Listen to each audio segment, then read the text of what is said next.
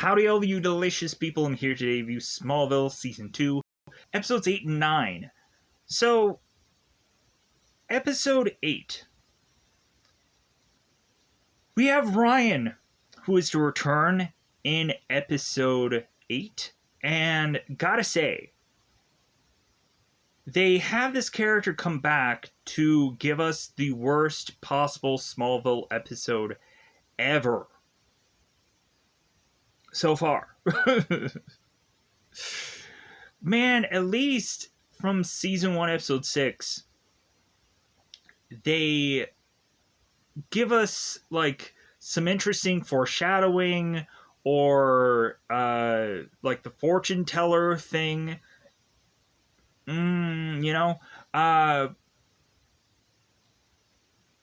At least, like, there are certain portions of that doesn't completely come off as, like, a filler episode, where this one completely does, and then gives, like, the main part of the episode, or the main push of the episode, to be the worst Smallville idea ever. Why take that kind of risk? I don't understand why. And so, if you guys don't remember, Ryan, of course, was the kid who could read people's minds. And at the beginning of his episode where he was in there originally, he was the kid who was in the pawn shop to try to read the mind of the guy with the safe combination. And then his parents went on and robbed that same pawn shop. The kid ran off to find Martha on the side of the road. And then Ryan went with the Kents, and then was to get picked up by supposedly social services, which wasn't actually the case. And then Clark found out about that, and so he raced to try to find Ryan, to find out that Ryan and his father was in a bowling alley, and Clark needed to use this bowling ball to chuck through this wall to save Ryan by the end of the episode. So, of course, I've reviewed that episode before. You can go ahead and check it out if you can figure out what the first Ryan episode was. But so, yeah, we have Ryan return here to deliver us the worst Smallville episode, surprisingly enough. It's just, like, so flat and such a filler episode. And so, Episode 9. We have Jonathan Taylor Thomas coming into Episode 9. I gotta say, I like what they do with Ian when he returns to the show, but this episode, they focus so much on, like, a love triangle kind of thing, and that Clark is consistently trying to, like, butt in to tell both Chloe and Lana, like, hey, like, I think that you guys are being tricked. I think that you guys are being fooled. And, like, both of these girls are giving Clark the cold shoulder. And you know what? If I were to have honestly been Clark by the end of this episode, maybe I would have lost my temper like Lex and Helen Bryce do within this episode. If I were Clark, I would just finally go on and tell both Chloe and Lana, it's like, you know what, I've gone on throughout how many episodes now and numerously saved both of your lives, and, like, you guys in this episode have given me, like, the cold shoulder when, like, honestly, you should be, like, listening to my ever breath and word, because I've saved you I don't know how many times now. Maybe I should just go on and hang out with Lex for, like, what, 1-2 episodes to find out that both of you are gonna be dead? And then I'm like, oh, well, like, I was just hanging out at the Luther Mansion. Like, I had better things to do to save frickin' Chloe or Lana's life. Hey, like, hey, Clark, like, I just found out that, like, both Lana and Chloe are dead. Well, like, I'm sorry, but I just had better things to do that day than to save them for the umpteenth time. Man, I can't wait to just have Clark just not give any Fs one day, and that would just lead to numerous deaths within Smallville, just because Clark would just be like, you know what, I wanted to spend a day where I'm not saving someone's life. I just needed a freaking break. Like, can anybody just give Clark a break for a day? Like, have him go off into some other planet where he's just like have like something going on with him. So a number of people would just be like, man, like, where is Clark when you need him? Yeah, maybe you should have treated him better. But I've spent way too much time with this because we have yet another love triangle if we don't always have to have a love triangle. And because Ian is to have the ability to clone himself, and we don't actually use the clone element at all for a really good purpose in this episode besides just having Ian do this whole love triangle angle, because I guess you can't do anything with a clone person besides that. Man, if it was like everywhere, man, like, that would be kind of cool if we had like Ian who could like multiply himself hefty amount of times, and that would be a cool way to have like a fight scene where we have Clark fighting like 5 different Ians, or even get to the point where we have like a Matrix kind of scene where we have like Neo fighting like a bunch of the Agent Smiths. That would be cool, but like this show doesn't have that kind of money, so we were to even really stretch to have like 2 clones, one of them coming out of Ian's back for this episode. But yeah, so we have Jonathan Taylor Thomas. And I think a lot of people were to probably have gone on and watched this episode because they were Home Improvement fans. And they're like, oh yeah, Jonathan Taylor Thomas. Like, yeah, like, rarely seen the guy. Cause yeah, like, I think he went on to do like a bunch of like Hallmark movies or something like that. I think there was like a Christmas movie that he did with like Jessica Biel or something. But yeah, like he did a lot of those kind of like certain like small kind of movies, but hey, like, if he was still to get work, he was still to get work. So, and plus, like, with him going on and doing like the numerous years of Home Improvement, like, I'm sure for him, like, he probably didn't want to like work as much as he was. But anyways, so we also have Lana going on and living with Chloe, because it seems that Nell is to let Lana know, hey, yeah, like, me and the hubby, like, we want to go on and try to live in Metropolis now. So Lana, how about you just leave Smallville? Lana, we're really trying to write you out of this show. What are you gonna do, Lana? Figure it out. Figure it out, Lana, how to unwrite yourself out of this show. Oh, you're gonna live with Chloe? Okay, that's smart. That's smart. So, anyways, yeah, let's just kind of go on and just give us going into spoilers. Like, these episodes, like, not only was 8 just the worst episode, but like 9, like, I don't feel like episode 9 was doing me any favors either from the rebound.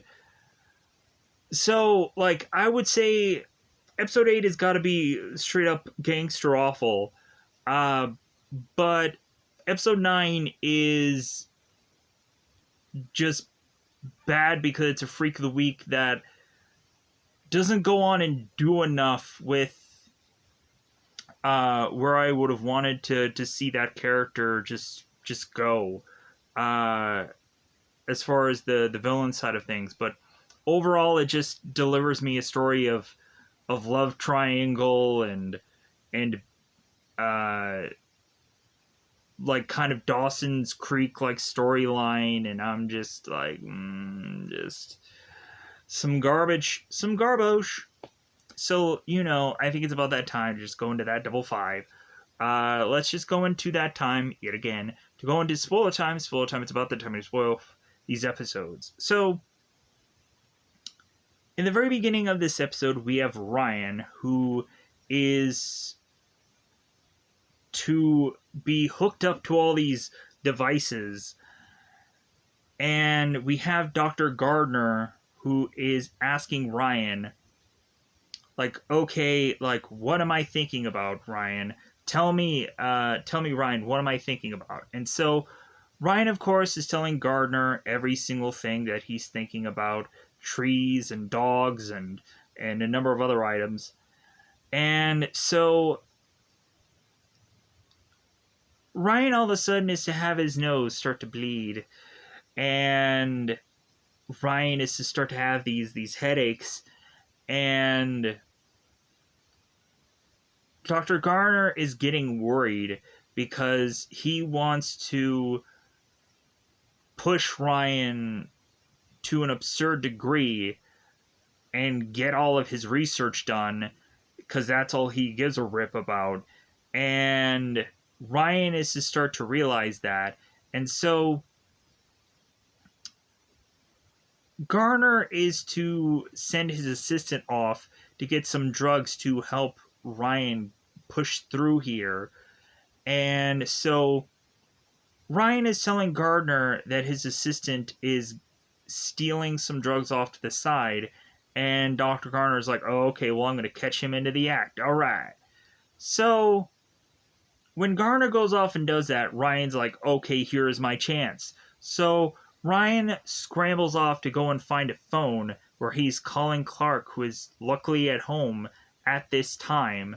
And so Ryan is desperately calling Clark, like, help me, Clark, help me, because I know that you have superpowers, so you're going to be the only one who can. So Garner then returns, realizing that Ryan had manipulated him. So Garner is bringing in this big fat needle to inject into Ryan so that way he can knock him out. And cue up Somebody Save Me by Remy Zero. So we have Clark, who, of course, is worried about Ryan because he had called, but Martha and Jonathan are to realize, like, well, like, we don't know if we can actually get Ryan from the facility that he called from, because supposedly police went to this facility and they're not taking patients. So this seems very fishy. So Ryan is to, and I'm trying to think if this is also the episode where, or is this episode 9? Where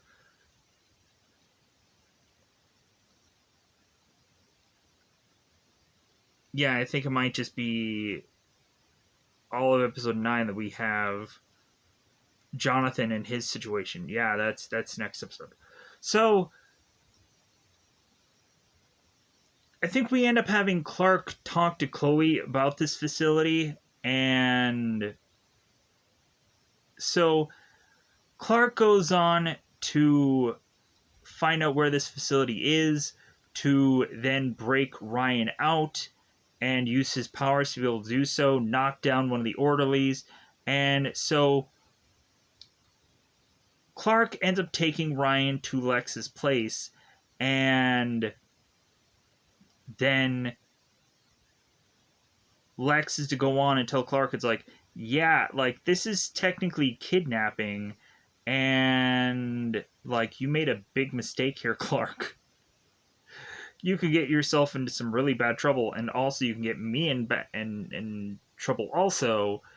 But Lex is like, well, maybe I can go on and figure out some legal loopholes and stuff like that to help our situation out. So I'll talk to lawyers tomorrow and see if I can go on and work in some things. And so,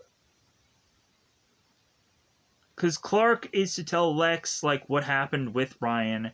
And so Lex is to also, when consistently talking to Ryan, he realizes how intuitive he is and how it seems that he knows so much stuff. And so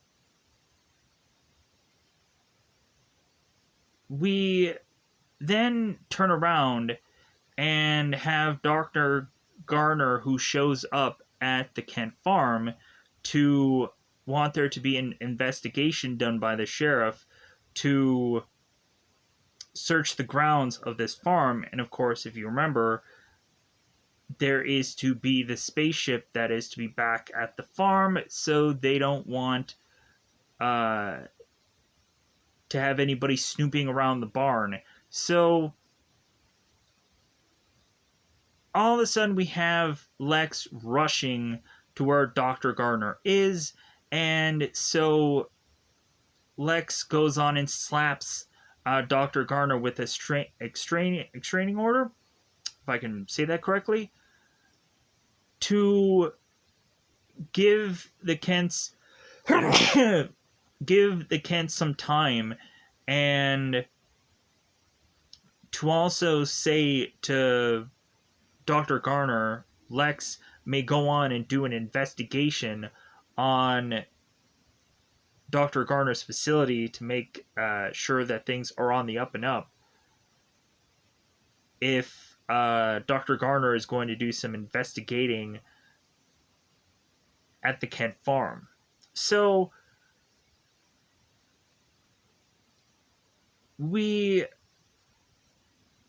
had that all work out, and so now we turn around and have Ryan, who is to come to this party that is thrown for him.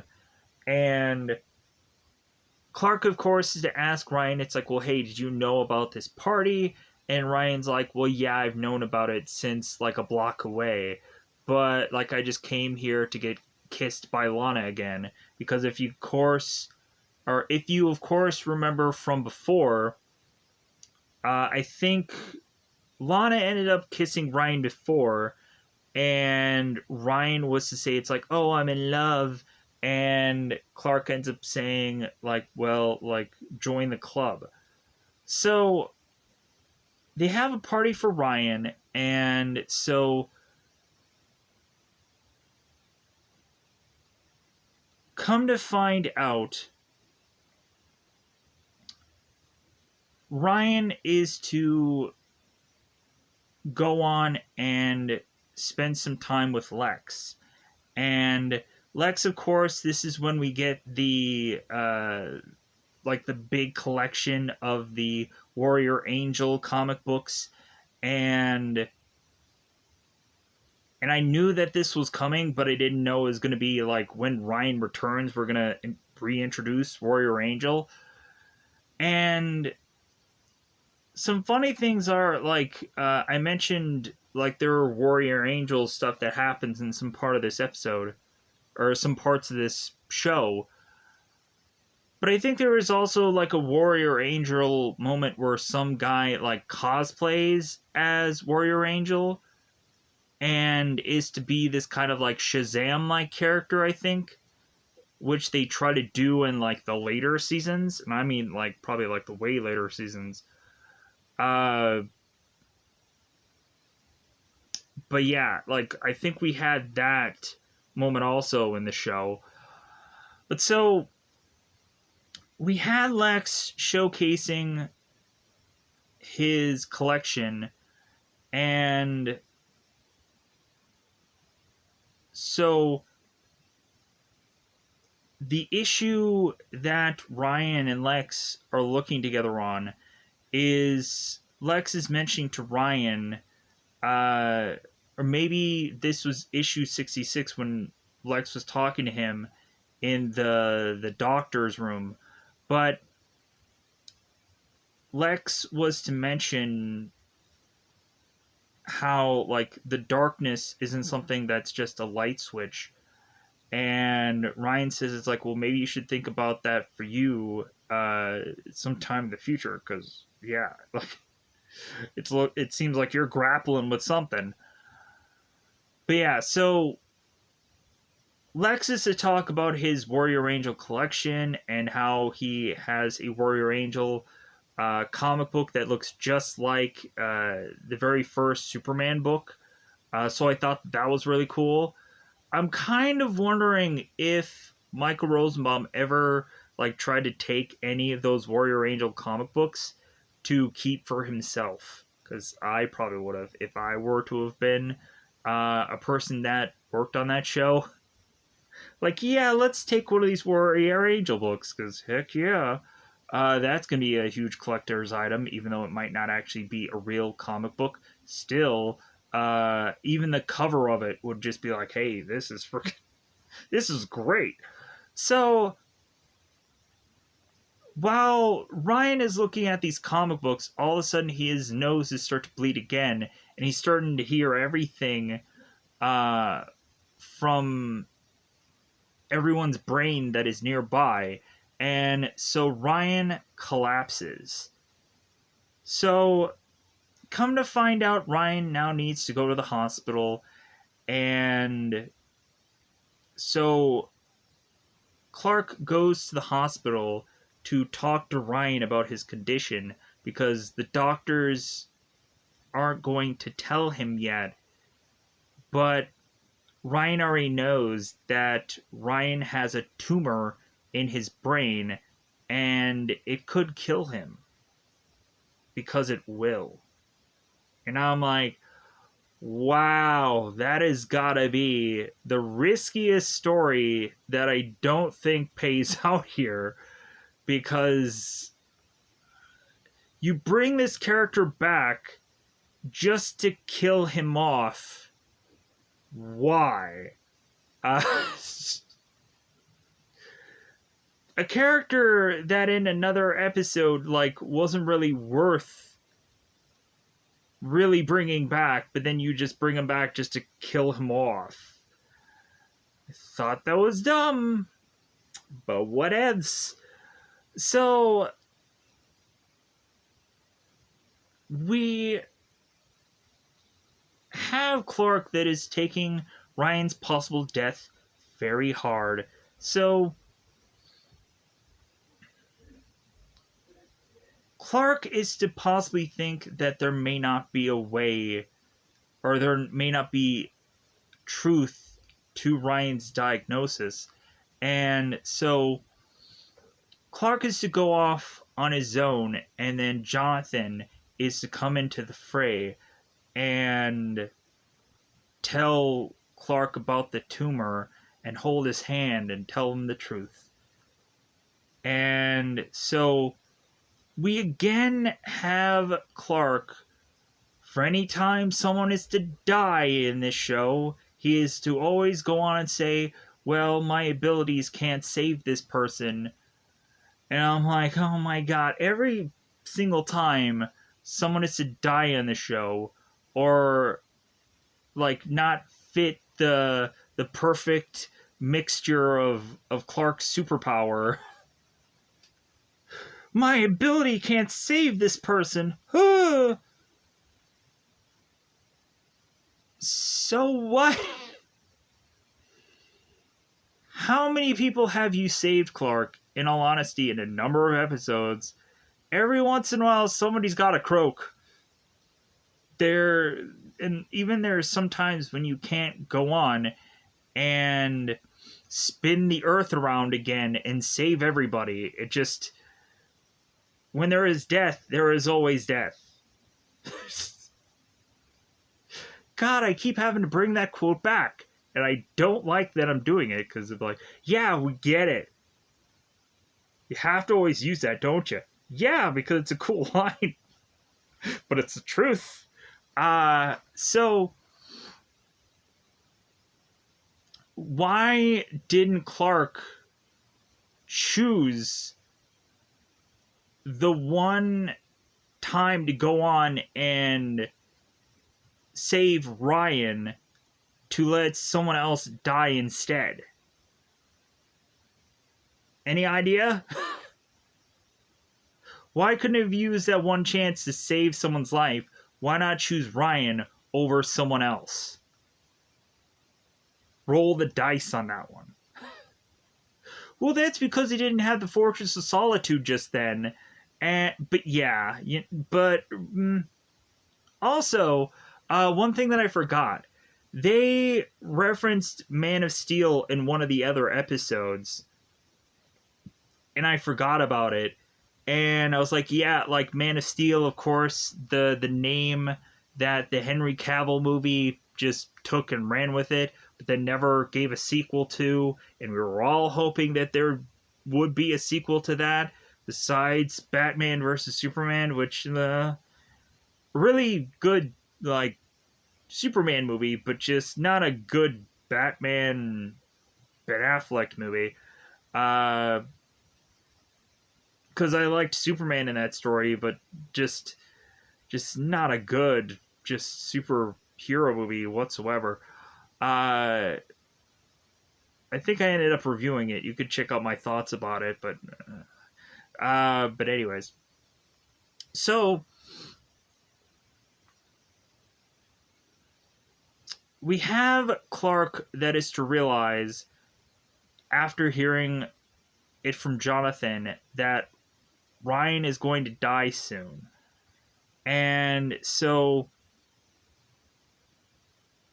Lex is to go on and try to bring Ryan a certain specific issue that is to be a rare read, because I guess at some point the story of that comic book is to technically be similar to what's going on in Smallville, with the hero and the villain being friends and so on and so forth. It's fairly similar to what's going on in Smallville, so they try to like give a comic book version of that. So Clark is to go on and talk to Lex, and it seems that Lex is to possibly come up with a solution for Ryan's tumor issue. And so Ryan is, or Lex is to find a doctor named Thomas Burton to then possibly have this tumor shrink in size, because it seems that Lex has kind of taken a while to research this doctor to help out Ryan in this case.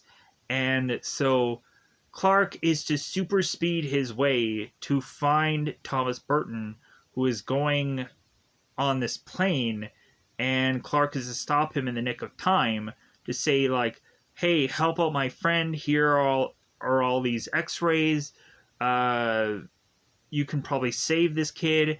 And Dr. Burton's like, okay, well, where is this kid now? And so he immediately goes on and is to try to perform this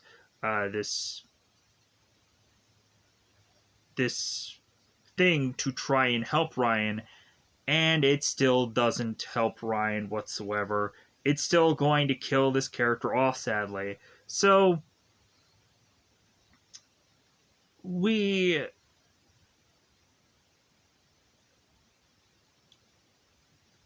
now have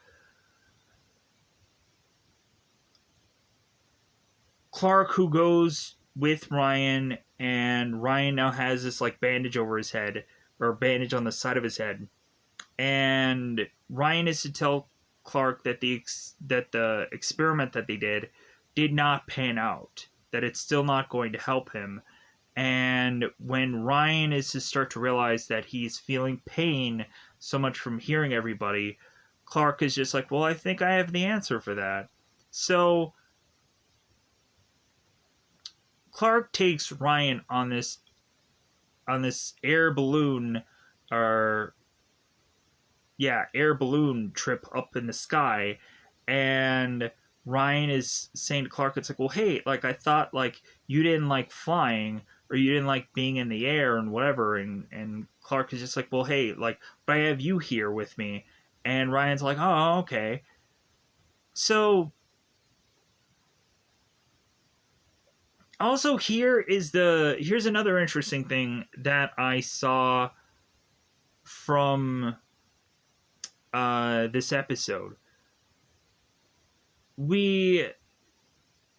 While Ryan is talking to Lex, we have Ryan talking about colors, and how Ryan is saying that Lex is to possibly see like several shades of gray. And the funny thing about that is, it's not funny, but like, Michael Rosenbaum is actually colorblind. And so when we get to that line, I'm like, well, like, there are certain times when Michael, like, doesn't know what certain colors are. And so, like, he has to be asked, like, is that purple? Like, I guess it was purple. And they're like, yeah, it was purple. Because he can't see certain colors. And, like, not to offend that actor, or not to offend Michael, it's just, yeah, like, it's kind of interesting when we get that dialogue in there, and, like, we're having a person who can't really see the difference between things, and they're writing that in that story. But yeah, so Ryan ends up hugging on to Clark, realizing that his time may be up soon, and sadly enough, it will be. Sadly. So, like, to me, like, I assumed that the way that they would have finished up Ryan's story would be him on some, like, windmill, and they would end his story there.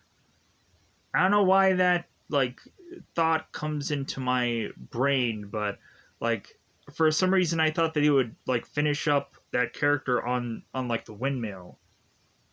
I don't know, that maybe that's some other character, I don't know. But anyways, or maybe they will bring that character back of like, oh yeah, like, I guess I was right, but so maybe this character doesn't have an end like I thought it would be, or whatever. I don't know. I don't remember episodes as well as I would love to. So speaking about love to, I would just love to move on to the next episode because,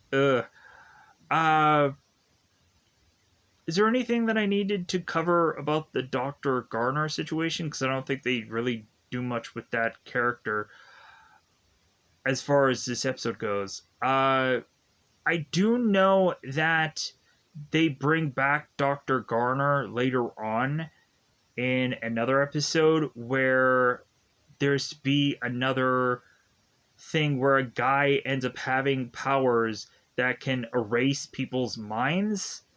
Because guess what happens to Clark in that episode? Yeah. Like, if we don't have Clark, who at some point has to have, like, a number of horrible things happen to him, because I think at some point Clark becomes blind and loses his memory and becomes, like, 100% Kryptonian, to where he doesn't even have memory about his like, Clark self for a day or something. and just a number of just goofy other things that they try to do with Clark in these episodes, because it's bound to happen, because every other Superman show has to go that route and just kind of creatively do something unique with Superman. But anyways, let's go into season 2, episode 9. So we have episode 9 start off in a wood shop. I believe is that the perfect term? We have Mr. Frankel, who is to be this wood shop teacher, and so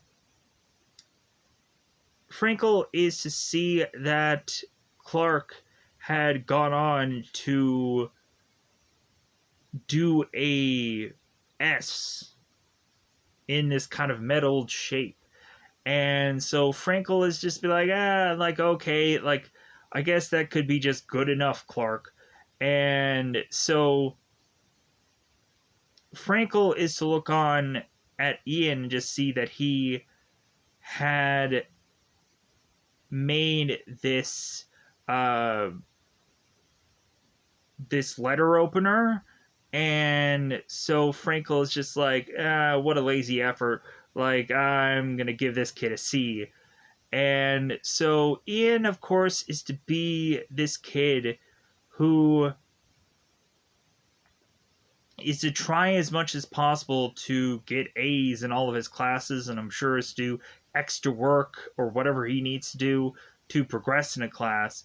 Like, I think there was some classes for me that, like, I just needed to just kind of just squeak by, like, to just, like, you know what, I don't, like, I didn't really want this kind of class, but I was forced to take it, so just, like, let me figure out just some way to just, like, get a good grade in this class so I can just be done with it. There just were some classes where I'm just like, I dread coming to this class. Like, math was not my strong suit, but there was just certain other classes where I'm just like I don't understand the, like, the technique or whatever that's to really just go on into any number of classes. Like when we had to go on and do like sewing and like some of these like home ec kind of classes, I'm like, I don't get this. Like, I don't understand this. I don't know how I'm going to be able to do any of this. But somehow, some way, I just squeaked by a number of these classes, and I'm just like, thank God. Somehow it was to graduate high school. I don't know how I did that, but somehow it miraculously happened.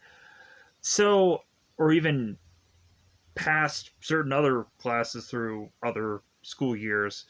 And it was like, well, I can go on and, like, just go to, like, high school, right? And they're like, yeah. I was like, okay, great. Because science, I guess, wasn't my strong suit either in certain years, and so that obviously shows via whenever I'm to talk about science fiction movies or shows. Anyways, I digress. So Ian is to go on and he's to get a C in that class because Clark is to use his X-ray vision to find out Pete's grade and is to tell him, like, hey man, you got smooth sailing. Because Mr. Frankel was to want to post the grades, but then Ian was to turn around after everyone was to leave the class and is to ask if there was any way that he can work around this class to get an A, because this is a kid that wants to get every perfect grade in every class. He is basically the equivalent of Anthony Michael Hall from The Breakfast Club, where, like, the trunk needed to light up or whatever goofy thing that happened in that movie. So Ian is to talk to Mr. Frankel and try to get his grade adjusted, but the teacher just wasn't having it. So Ian decides to then have his doppelganger, or his cloned self, come into this class and decide to blowtorch and kill Mr. Franklin. And so we come to find out that Clark and Pete notice later on that the class is to somehow be closed for the day because Franklin had decided to take a day off, but I guess didn't make the principal or anybody aware of this. So, like, he went into business for himself and decided to just stop showing up at school, and I guess nobody called or decided to, like, hey, we should probably just, like, check up on him to make sure he's okay. I guess they really didn't care. They just saw the note and, like, okay, I guess, like, the guy's fine. He left a note.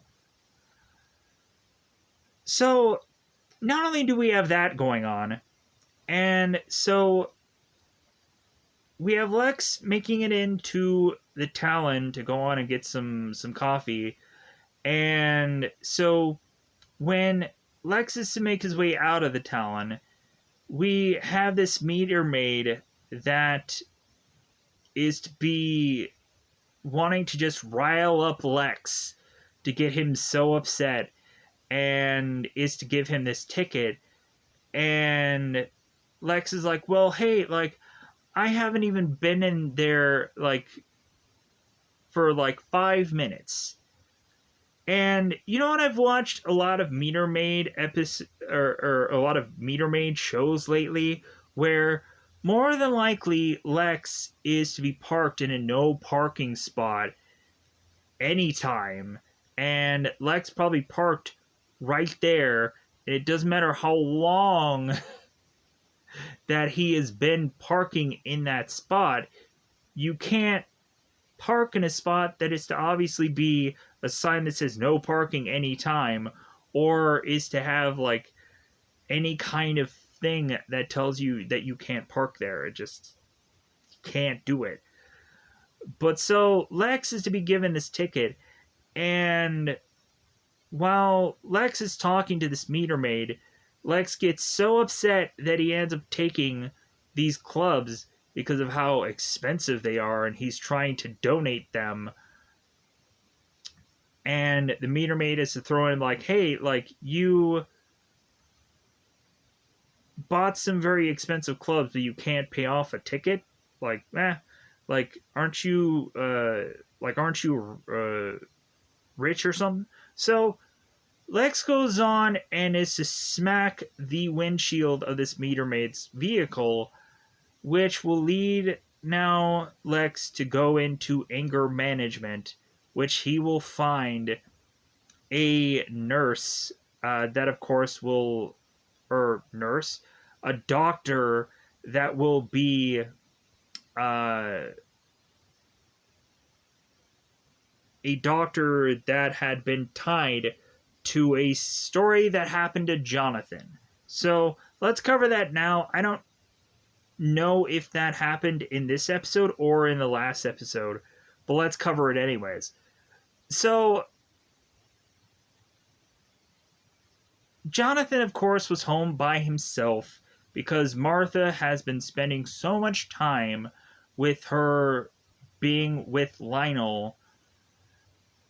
And so Jonathan is by himself, and Clark just so happens to be just coming in from school. And so Jonathan is fixing this tractor, and all of a sudden we have this tractor piece that falls on Jonathan's leg. And now Jonathan is screaming for Clark, help me, Clark. And so Clark ends up speeding his way to find Jonathan. And so Clark ends up lifting up this item so then Jonathan can slide out. And now Clark uses his X-ray vision to find out that Jonathan had broke his leg. So Clark then brings his father to the hospital to, of course, have Jonathan uh, be given uh, a way to fix his leg and to give him crutches. And so I think they end up trying to not focus on Jonathan as much in episode 9, so that way they don't have to consistently have Jonathan still on crutches via uh via that or this episode. And plus also, doesn't a broken leg take months to recover from? And I swear if I go on and in the next episode see Jonathan is still not nursing some leg broken injury, I will just be like, wait a minute, Jonathan's up and at him, and normally Smallville covers all these episodes within days. I'm not gonna buy all of a sudden a miraculous recovery from Jonathan within a number of days. That won't make sense to me. So we'll kind of see how the leg injury plays out here. But so when Jonathan goes into the hospital, Martha rushes to Jonathan to "Oh, I'm sorry. I'm sure this injury is caused because I wasn't home." And Jonathan's "No, it's fine, and it's okay." And so Lex rushes to the hospital because, of course, Lex wants to chime in here and is to bring in all these specialists in to give Jonathan the best possible care. And all of a sudden we have Helen Bryce, who is to be Jonathan's doctor. That is to say, it's well, I'm going to try and do the exact same. And so Lex is just oh, okay then. So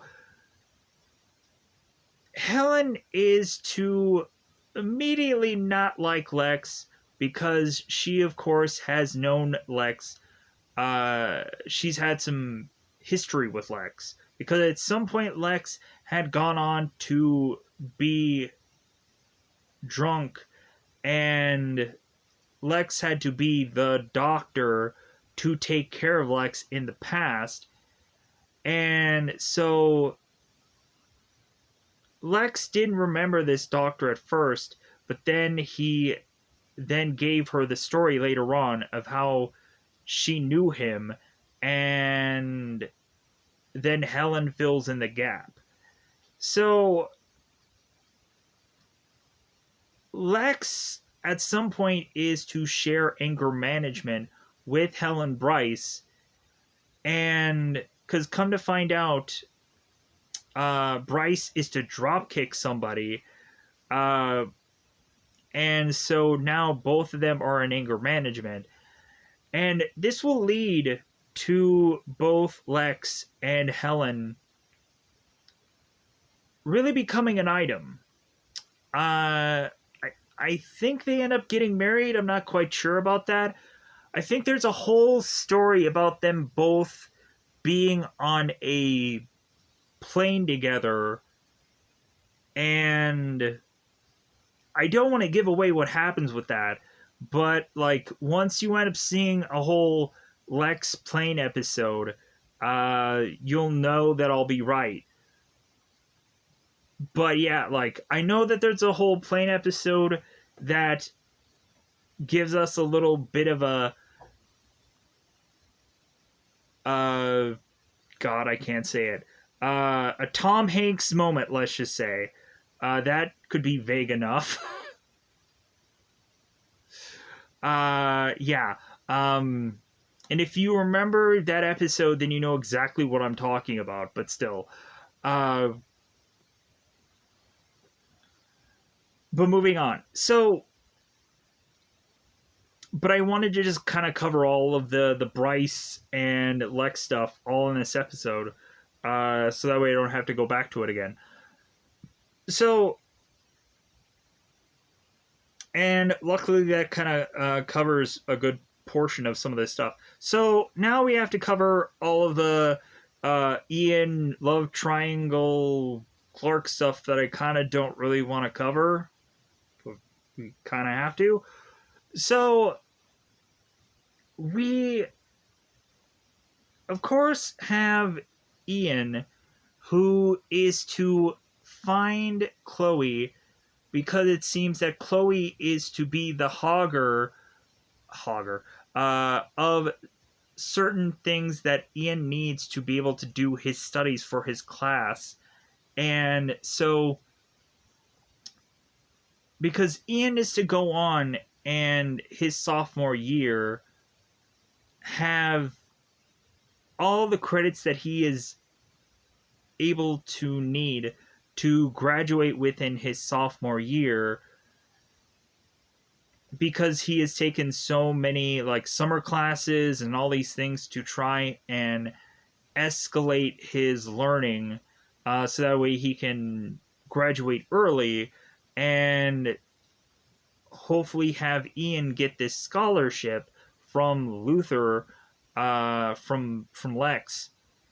And Chloe's like, well, oh my god, like, you've really gone on and like done a huge workload.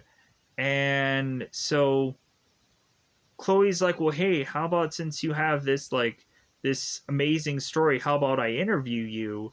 And we of course have Ian that's like, well, that sounds great. So that of course leads Ian to start to date Chloe. But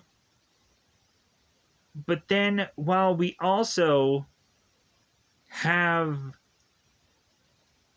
Ian who is talking to Chloe and spending some time with her, when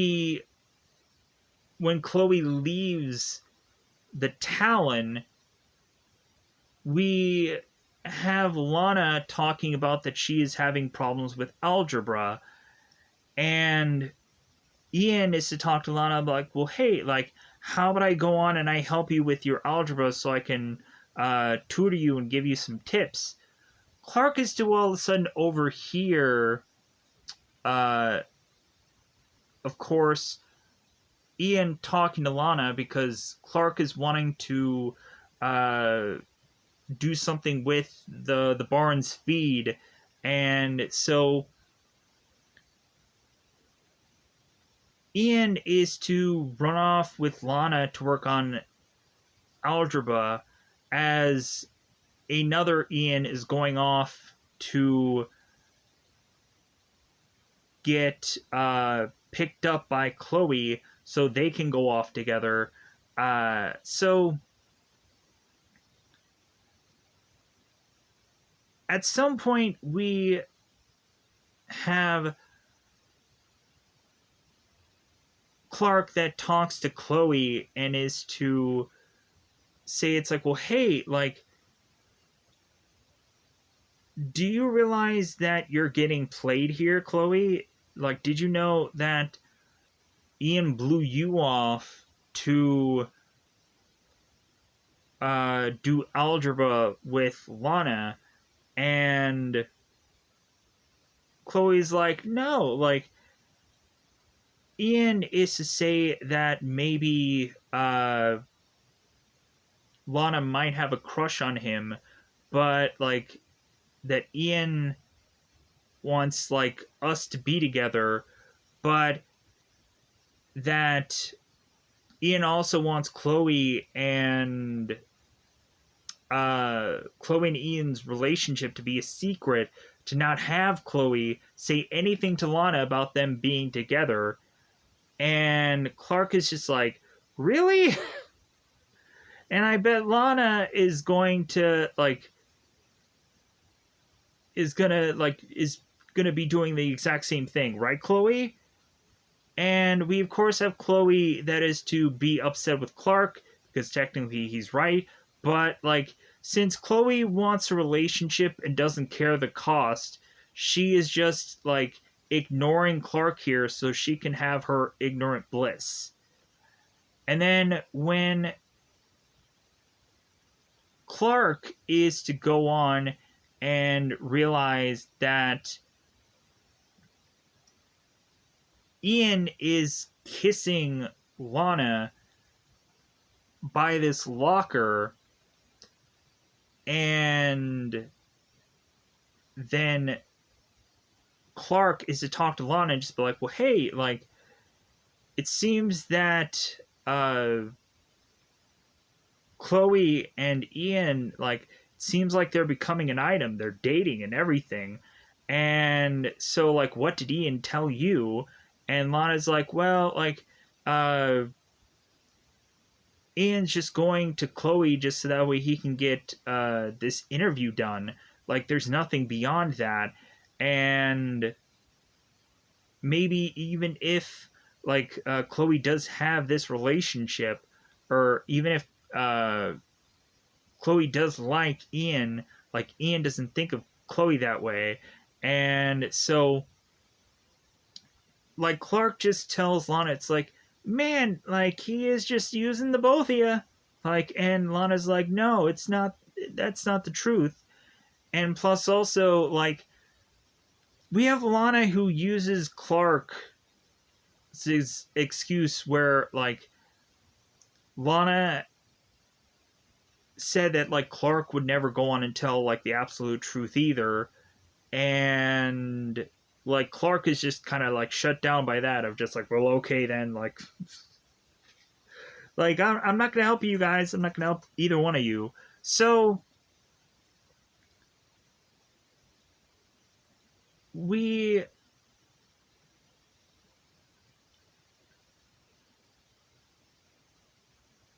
have at a point where when Clark is trying to tell both Chloe and Lana what's going on, then finally it seems that Ian is to realize what's happening and is to confront Clark about what's going on, because he, of course, is to start to get very upset with Clark.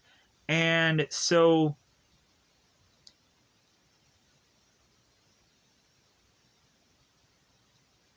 Clark is to still feel that Ian is being very suspicious, and so Clark is to ask Ian about his grade from Mr. Frankel's class, and then it's like, yeah, like, you're getting a C in this class, how can you work your way up to an A as you were to tell me? Like, that doesn't really make sense, and it's really convenient that this teacher took the day off specifically to help you out. And so that, of course, has Ian even more like, dude, I gotta get rid of Clark. Like, he's figuring me out.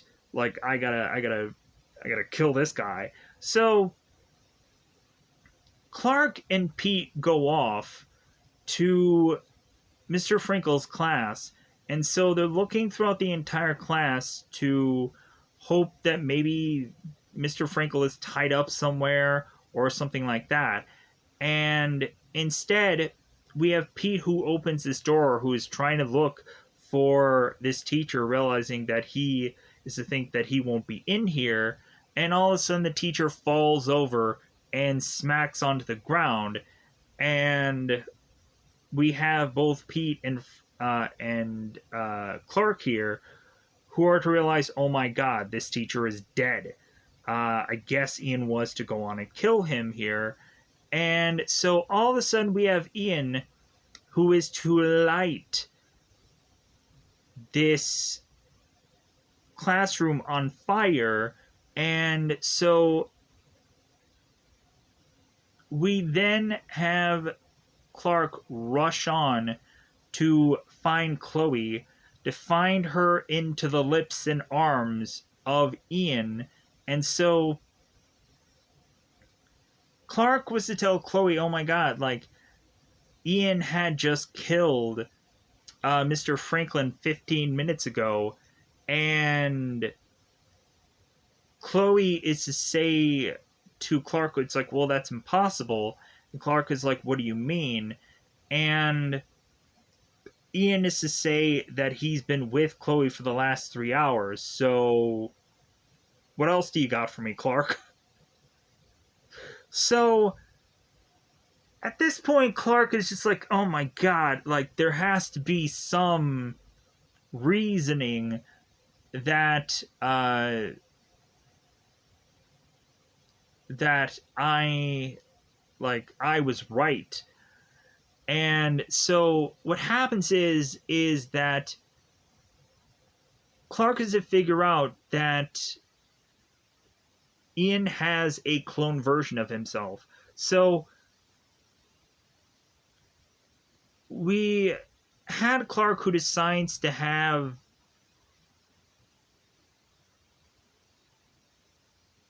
or Clark realizes that Ian has this pager, and so he uses that to his benefit. And so Clark is to page through Ian's pager for a message from Lana and from Chloe. And so Pete is in one location and Clark is in the other. And so Ian is at 5:30, two locations at the same time. And so Clark is to see Ian show up right on time, and so is Pete. And so Pete calls Clark and is to say, like, yeah, you were right, Clark, all along, that we've been seeing double. And Clark is like, aha, like, I knew it, because both of them showed up right at 5:30. So now that Clark has figured this out, we then have Chloe and Lana, who are finally going to talk about Ian, because in this episode they are to, of course, go on and live together. Because in the last episode, Lana was to find out from Nell that Nell wants to move out to Metropolis because of her hubby's job. So Lana is to decide to move in with Chloe, and it seems that Chloe's dad is to try to welcome Lana and make her happy, and so on and so forth. So, from the times in which that we see Chloe's dad, so Lana is to talk to Chloe about this whole Ian situation, which then finally have them, like, realize it's like, well, like, it seems that Chloe is to buy this new top because she wants to impress this guy. So, like, Lana is realizing that, like, Chloe wants to really be with this guy, and Chloe's just like, well, yeah, I don't want to get snubbed again, because, like, everybody really just wants to date Lana and not any other girl, like Clark was. And so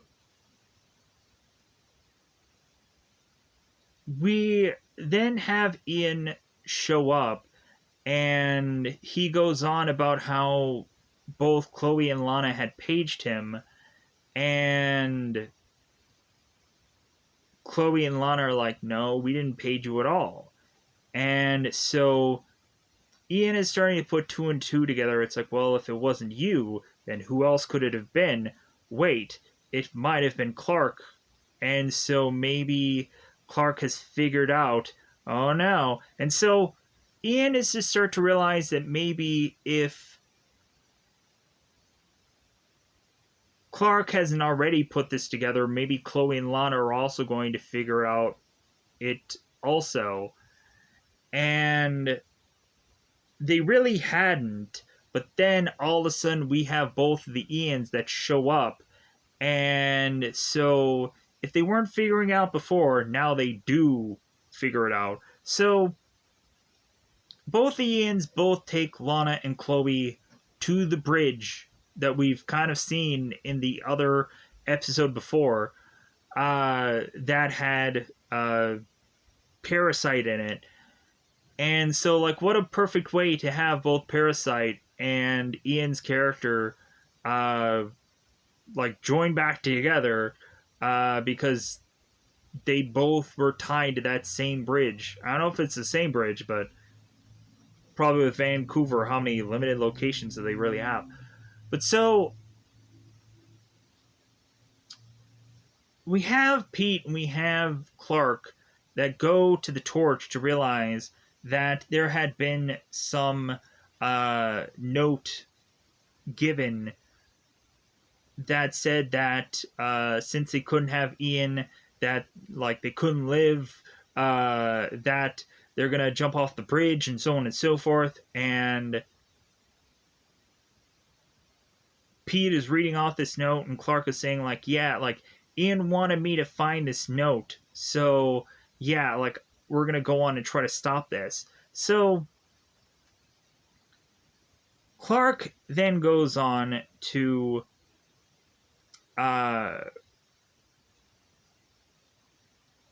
make to the bridge, or yeah, make it to the dam. Let's say that correctly. The dam. So I don't know why I said bridge there. So Clark goes to the bridge, or Clark goes to the dam. I'm sorry, I'm getting also a little tired. So Clark is to rescue Chloe before she falls to her death. And I guess Clark uses his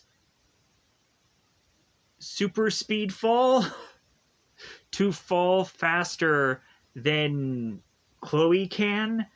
Because he falls after she does, but somehow he's able to land before she does. But I guess it's super speed fall. That sounds bizarre, but what else could you say here? And so Clark falls before Chloe does, and then Clark grabs Chloe before she falls. He grabs onto her, and then we have Clark, who is to have to fight Ian, and Ian is to kind of bash this this one like pipe looking thing onto Clark, and it ends up kind of denting. And so that's when like Ian is realizing that this guy has superpowers. So Clark ends up just grabbing Ian and chucking him against this sign, and he smacks against that. And so Clark is to notice that Lana is hanging on to this dam as she's like gonna fall, and Ian is holding on to Lana's legs. And so what happens is we have like the same kind of similar scenario with like the Jitters episode, where Clark is to grab onto Lana and pull her up.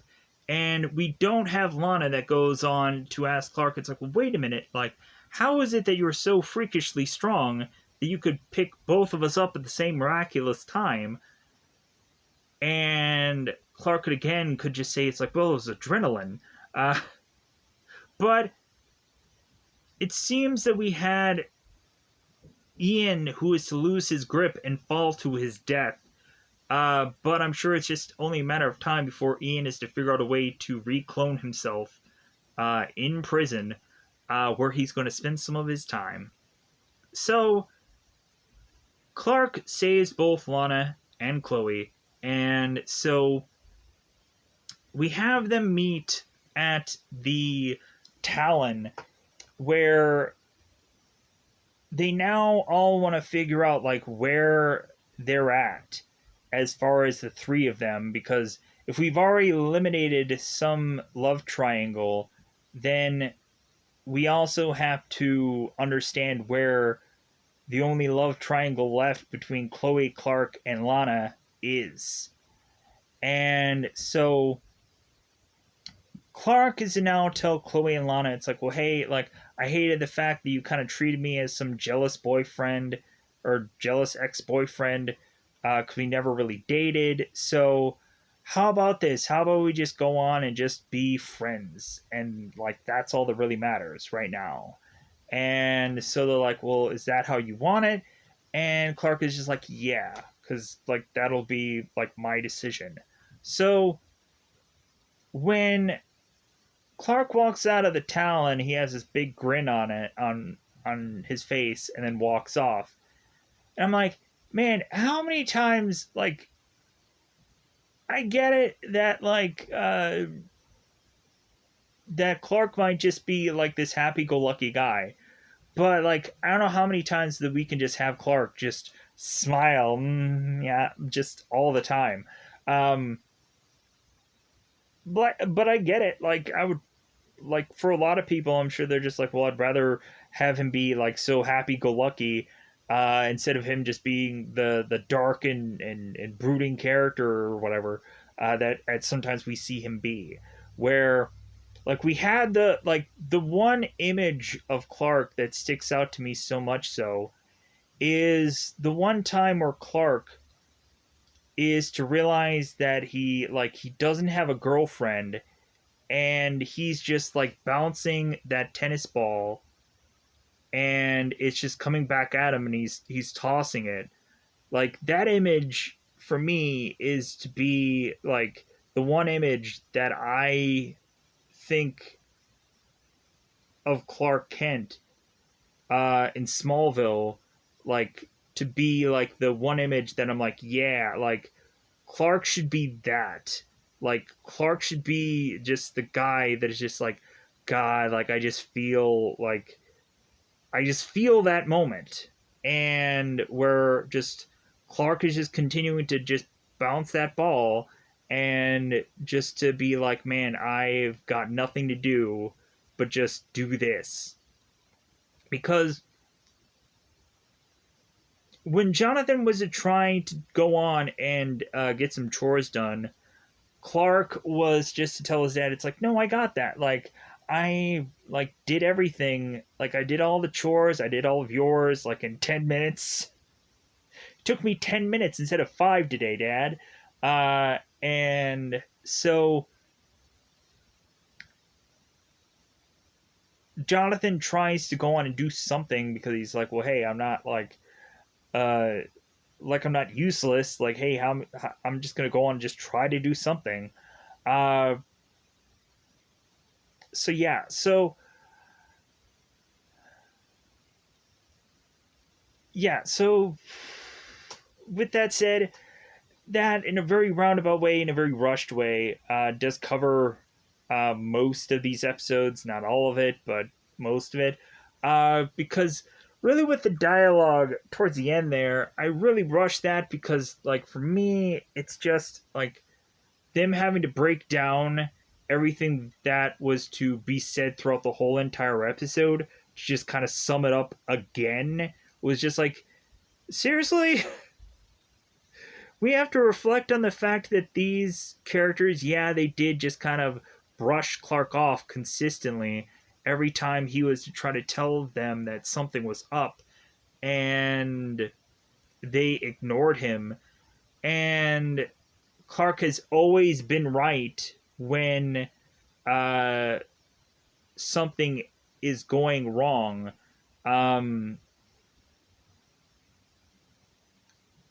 but again, like, look at a horror movie scenario when somebody would say, like, hey, like, the world is burning, or the monster is coming, or blah blah blah horrible thing is happening, the killer is on the loose, and you have the one sheriff that is like, ha ha ha, kid, how about you just go to bed? Like, I think you're a little too tired. Like, you've seen too many horror flicks, go on home. And then, like, when that kid ends up dying, because the sheriff is like, ha ha ha, kid, go on home. And then the kid was right all along. Then, like, you just see, like, the sheriff with egg on his face. And he's like, well, like, I guess he was right. Yeah. And then, like, when they go into a sequel, they just have that sheriff was like, well, yeah, like, I regretted the decisions from the last movie, but yeah, like, I'm probably gonna make the same mistakes again. Um, but yeah, so like, for any person that is gonna like go on and have been in so many of these scenarios already, that now like they know the signs of something going horribly wrong, people have to go on and not believe that person, even though they've always been right, just because like they now need to waste time in an episode. Just like I'm probably now wasting too much time by the end of this review.